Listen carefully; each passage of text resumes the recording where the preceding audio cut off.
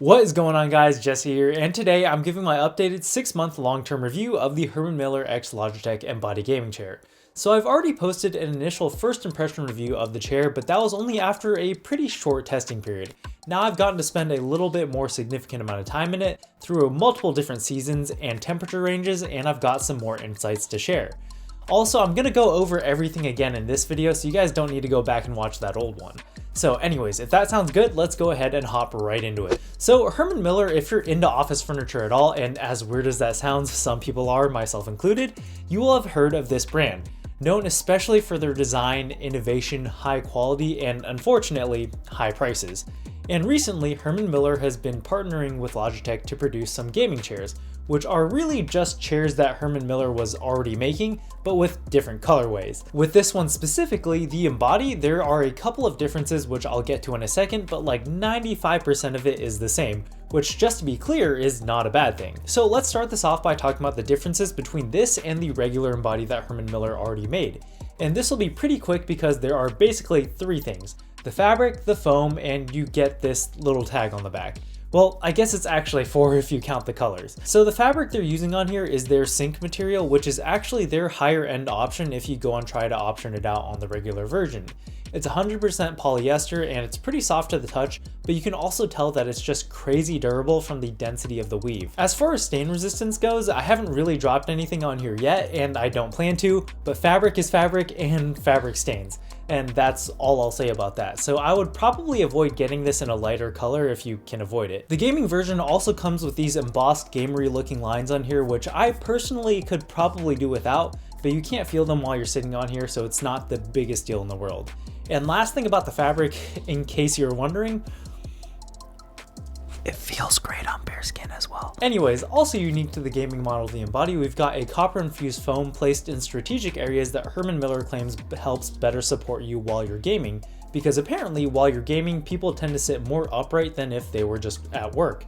Honestly, I'm not sure if the foam really does anything because it's such a thin layer, but I find it to be very comfortable overall. So at the very least, it's not hurting anybody. They also claim that the copper infusion in the foam helps with dissipating heat, which can build up during longer gaming sessions. And honestly, also not really sure that does anything either, because I would definitely not describe this chair as being cool. I wouldn't describe it as hot either, but especially during the warmer months, I find myself sweating in this just as much as other chairs I've tried.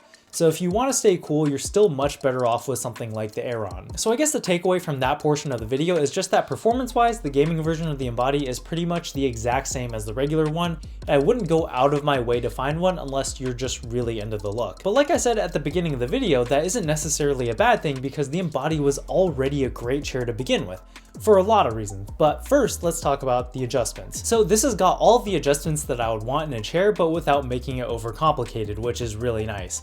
So you've got all the standard adjustments that you would expect, like height adjustment that uses this interesting joystick design, a tilt limiter that locks the backrest in an upright position, tilt tension adjustment, and this really cool seat pan depth adjustment that I haven't really seen anywhere else. Basically, you just grab these handles on the side and the fabric of the seat bottom kind of curls out like a tongue to your desired length.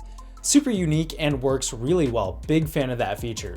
The only adjustment that I kind of have a gripe about is with the armrests. They can move up and down, but not forward and back, and no tilting either, which is kind of a bummer. So the up and down adjustments work just fine. You just press these buttons on the underside of either armrest, and you can kind of snap it into one of many different height levels. Works really well. My issue is with the in and out adjustment. You just kind of push it in and out and the armrest will move. But the amount of force required is both too little and too much at the same time. Like if I'm intentionally trying to adjust them, it's just really hard to get an adjustment of like 1 notch. Because I usually end up putting too much juice and end up moving it like 2 or 3 notches on accident. And then I end up having to basically shake it back and forth 3 or 4 times to get it to where I really want it. But then if I'm trying to move the chair around a carpeted floor by pulling on the armrest, the weight of the chair is enough to move the armrest. So I really feel like a lock of some sort would have been really nice on here. The armrests themselves are really comfortable though. They're just made out of a very dense foam and they feel good. It's just the side-to-side adjustments that I think need some work. You also may have noticed that there's no lumbar support in the chair, which for something in this price point you might think is strange. But it's because for the backrest, they're doing something very special. This is what they're calling the Posture Fit back support system, and I really like it. So you can see it's got all these individual arms that are supporting this sheet of plastic that has all of these flex grooves cut into it. And the idea is that it can flex and adapt to the specific shape of your back and give you the support where you need it. And it basically just kind of cradles your back. And the other half of the back support system is this backbone looking part, which essentially mimics the shape of the human spine when it's in proper ergonomic position. At least according to Herman Miller, but I do believe them because overall, this backrest is really something special. Like, it's kind of hard to describe, but it's not comfortable in the sense that it's super plush and you just feel like you're sinking into the chair. But it's just kind of incredible how, because the backrest is so flexible, no matter how you move, within reason of course, everything always feels supported and never any pressure points of any kind. And because of the shape of the backbone, this chair just really encourages you to sit with better posture, which I think probably helps more than anything else. The only thing about the backrest that I do have complaints about though, it has to be with the noise. Like, this is just kind of a loud chair, and this is one of those things that when I first got the chair, it wasn't too much of an issue, probably partially because the chair just wasn't as loud back then when it was brand new, but also because I didn't think I'd mind it as much as I do now. So if you're not moving too much, the sound really isn't much of an issue. Like, I've been sitting in this chair, you probably haven't heard anything, but as soon as you start moving a little bit, like, there's just a lot of sounds going on. And I think the issue is just that the fabric is kind of rubbing on the plastic support layer in a weird way that causes the noise. Because it doesn't sound like the noise is an issue with build quality, like components not fitting well together or anything like that. But I mean, I guess it doesn't really matter what the source is, especially at this price point. I just didn't expect this level of noise. But again, feeling wise, this has to be one of my favorite backrests that I've ever felt in a chair. And along with that, the seat bottom is probably also the best that I've ever felt. So again, like with the backrest, it's not comfortable in the sense that you sit down in it and it's just super soft and super plush. Instead of just throwing a big slab of foam under here like most other chairs do, this has got a really cool system of suspension and springs that just provides the right amount of cushion and support that you need. Like, you never get the feeling that the cushion is bottoming out because, well, there is no bottom. And I'm a little hesitant to say that I feel weightless when I'm sitting in the seat, but I just really can't think of a better word. And I just find that I can sit in this seat without any discomfort for longer than any other chair that I've ever used. Like, if I could get this in my car, that would be amazing. Now, like I was saying earlier, this isn't comfortable in the sense that it's crazy plush or anything like that. And when you first sit in it, you might be a little bit underwhelmed. I think where it really shines is when you end up sitting for like 8 hours straight doing work or gaming or whatever. And by the end, you're just like, wow, nothing hurts. So overall, after 6 months of using this chair, do I regret getting it?